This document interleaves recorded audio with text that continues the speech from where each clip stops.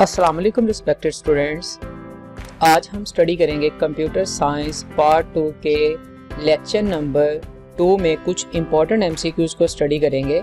Last lecture की अगर हम बात करते हैं तो लास्ट लेक्चर में हमने फर्स्ट 20 एमसीक्यूज़ को स्टडी किया था। तो आज हम अपने लेक्चर को स्टार्ट करते हैं 21 नंबर एमसीक्यूज़ से। तो फर्स्ट ऑफ ऑल अगर हम बात करते हैं 21 एमसीक्यूज़ की, graphical representation of a program is called. ठीक है, जो हमारे पास ग्राफिकल रिप्रेजेंटेशन होती है प्रोग्राम की तो उसको हम क्या कहते हैं। अगर हम इसके ऑप्शंस की बात करते हैं तो इसको हम एल्गोरिथम का नाम नहीं देते। आइडेंटिफायर ये भी रॉन्ग ऑप्शन है, रिलेशनशिप ये भी रॉन्ग ऑप्शन है। तो इसका जो करेक्ट ऑप्शन बनता है वो है हमारे पास a, flow chart. Next number 22, The process of converting source code into object code is known as। अगर हम बात करते हैं सोर्स कोड की तो source code high level language में लिखा जाता है और जो ऑब्जेक्ट कोड होता है ये मशीन लैंग्वेज में लिखा जाता है जिसको हम 01 का नाम देते हैं। तो इस प्रोसेस को हम क्या कहते हैं, जब हमारा सोर्स कोड कन्वर्ट किस में होता है, ऑब्जेक्ट कोड में, तो इस प्रोसेस को हम नाम देते हैं कंपाइलिंग का। ठीक है, option number A. Next 23rd, a set of rules that must be followed by programmer to develop program। ठीक है, जो set of rules एक प्रोग्रामर प्रोग्राम बनाने के लिए उसके माइंड में होंगे या जिनको वो फॉलो करेगा, बेसिकली जो सेट ऑफ रूल्स है जिनको वो फॉलो करता है प्रोग्रामर, तो उसको हम नाम देते हैं नंबर बी। ये भी रॉन्ग ऑप्शन है, सी भी रॉन्ग ऑप्शन है, डी भी रॉन्ग ऑप्शन है। तो इसका करेक्ट ऑप्शन क्या है, ए, सिंटैक्स। सिंटैक्स की अगर हम डेफिनेशन की बात करते हैं तो सिंटैक्स की डेफिनेशन की क्या होती है, set of rules for writing computer program. ये भी एक इम्पॉर्टेंट डेफिनेशन है जो बोर्ड के एग्जाम में पूछी जा सकती है। Next number 24, the output of compiler is. Compiler की अगर हम बात करते हैं तो जो कंपाइलर है उसकी आउटपुट क्या होती है। तो प्रीवियस लेक्चर में भी हमने इसको स्टडी किया था। कंपाइलर कंपाइल करने के बाद जो हमें आउटपुट देता है उसको हम नाम देते हैं ऑब्जेक्ट कोड का। ठीक है, कंपाइलर की अगर हम बात करते हैं तो कंपाइलर कंपाइल करने के बाद जो हमें आउटपुट देगा उसको हम नाम देंगे object code. Next 25, the data type in C that can handle fractional values। Fractional values की अगर हम बात करते हैं तो पॉइंट वाली वैल्यूज होती हैं। जैसे अगर मैं राइट करता हूँ 100.02, तो this one is called fractional values. ठीक है, ए नंबर ऑप्शन लॉन्ग, ठीक है, ये रॉन्ग है। बी करैक्टर कैर, ये भी रॉन्ग है। इंट इंटीजर को स्टोर करता है, तो इट मींस दैट इसका जो करेक्ट ऑप्शन है वो क्या है हमारे पास, सी, फ्लोट। फ्लोट की अगर हम बात करते हैं तो फ्लोट डेटा टाइप में हम फ्रैक्शनल वाली वैल्यूज को स्टोर कर सकते हैं। Number 26, stdio stand for. stdio stand for की अगर हम बात करते हैं तो इसको हम कहते हैं std स्टैंडर्ड। ठीक है, i इनपुट और o output. It means that इसका करेक्ट ऑप्शन क्या है फिर हमारे पास, तो इसका जो करेक्ट ऑप्शन बनता है वो ए। ठीक है, standard input output. Next 27, the target code produced by the compiler is. जो कंपाइलर है वो कौन सा टारगेट कोड प्रोड्यूस करता है। बेसिकली जो कंपाइलर है इसको हम कौन सा प्रोग्राम देते हैं, ये कौन सी सेट ऑफ इंस्ट्रक्शंस इसमें होती हैं कंपाइलर को जब हम पास करते हैं, वो होती है सोर्स कोड। सोर्स कोड को कंपाइलर कंपाइल करने के बाद जो टारगेट कोड बनाता है उसको हम नाम देते हैं ऑब्जेक्ट कोड का। तो इस मींस दैट इसका जो करेक्ट ऑप्शन है वो है हमारे पास ए, ऑब्जेक्ट कोड। स्टूडेंट्स, आपने एक बात माइंड में रखनी है कि जो सोर्स कोड होता है वो हाई लेवल लैंग्वेज में लिखा जाता है और जो ऑब्जेक्ट कोड होता है वो मशीन लैंग्वेज में लिखा जाता है, और मशीन लैंग्वेज जो होती है वो 0 और 1। Next 28, the output of compiler is. जो कंपाइलर है उसकी आउटपुट क्या है, तो ऑफ कोर्स इसका जो करेक्ट ऑप्शन बनता है वो है हमारे पास डी, ऑब्जेक्ट कोड। ठीक है, next number 29, the extension of header file is. जो हेडर फाइल है उसकी एक्सटेंशन क्या होती है, तो हेडर फाइल की जो स्टूडेंट्स एक्सटेंशन है वो है हमारे पास .h, ठीक है। नाम से भी हम इसको रिमेंबर रख सकते हैं, हेडर फाइल एच से स्टार्ट होता है, तो इसकी जो एक्सटेंशन है वो क्या बनती है, .h, ठीक है।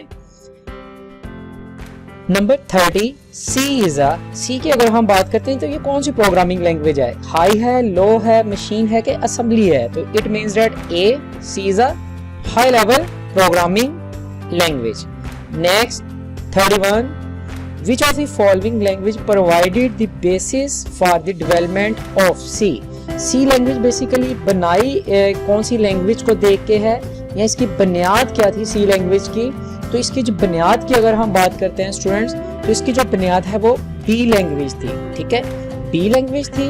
B से हमने जो C लैंग्वेज बनाई वो है C, एंड देन C से जो हमने लैंग्वेज बनाई वो है C++, ठीक है। जैसे नाम से जाहिर हो रहा है हमारे पास जो B लैंग्वेज से जो हमने लैंग्वेज बनाई थी वो है C, ठीक है, और C में कुछ नए फीचर्स को ऐड किया तो जो लैंग्वेज बनी वो है C++।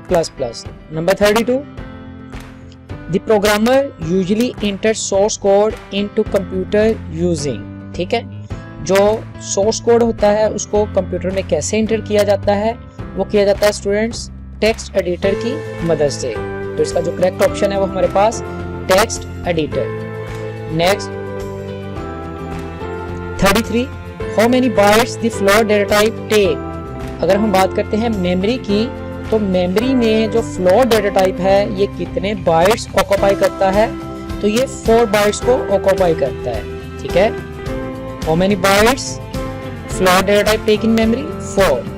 Number 34, type of operator that work with one operand, ठीक है, वो कौन से ऑपरेटर्स की टाइप है जो वन ऑपरेंड के साथ काम करती है, ठीक है, तो उसको हम नाम देते हैं यूनरी ऑपरेटर। और यूनरी ऑपरेटर्स ऐसे ऑपरेटर्स होते हैं जो वन ऑपरेंड के साथ वर्क करते हैं। और यूनरी ऑपरेटर की एक एग्जांपल भी हम देख लेते हैं, जैसे A++, तो जो प्लस है बेसिकली ये क्या है, यूनरी ऑपरेटर है। Next 35, A+ = B is equivalent to, it means that इसका बड़ा आसान सा मेथड है स्टूडेंट्स। अगर हम इसको अंडरस्टैंड करते हैं, ये हमारे पास एक इंपॉर्टेंट MCQ है। अगर हम इसको राइट करने का मेथड देखें, इस तरह का कोई भी अगर हमारे पास ऑप्शन आ जाए NTS के एग्जाम में, PPSC के एग्जाम में, या जस्ट हमारा जो बोर्ड का एग्जाम है उसमें, तो राइट करने का बड़ा आसान सा मेथड है, A एंड देन क्या आ जाएगा, इक्वल, ठीक है, एंड देन यही जो A+ है ये हम इक्वल के फौरन बाद राइट कर देते हैं, A+ एंड देन ये क्या है, B, तो ऑफ कोर्स इधर क्या आ जाएगा, B, ठीक है। तो इट मींस दैट इसके अकॉर्डिंग हमारा पर करेक्ट ऑप्शन जो बनता है वो है C, A = A+B।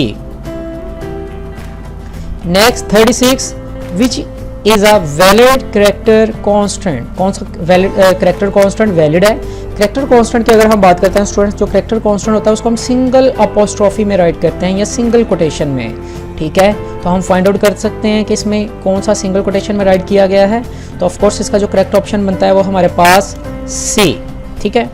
C statement and with, जो C की स्टेटमेंट है वो एंड किससे होती है, वो होती है सेमी कोलन के साथ, option number D।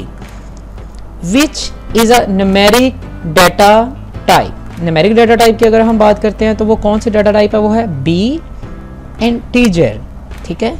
Integer data type की अगर हम बात करते हैं तो ये कौन सी डाटा टाइप होती है, वो न्यूमेरिक डाटा टाइप होती है जिसमें नंबर्स को स्टोर किया जाता है, ठीक है। Next, which of the following is a valid character constant, कौन सा कैरेक्टर कांस्टेंट वैलिड है, जिसको हमने सिंगल अपोस्ट्रोफी में या सिंगल कोटेशन में राइट करते हैं, वो वैलिड कैरेक्टर कांस्टेंट है। तो इसका करेक्ट ऑप्शन जो बनता है वो है हमारे पास B, ठीक है। Next 41, which of the following is not a logical operator, कौन सा लॉजिकल ऑपरेटर नहीं है। तो लॉजिकल ऑपरेटर की अगर हम बात करते हैं तो इसकी 3 टाइप्स होती हैं, and, or not. This one is and, this one is or, and this one is not. तो कौन सा लॉजिकल ऑपरेटर नहीं है, तो इसका करेक्ट ऑप्शन बनता है D, ठीक है।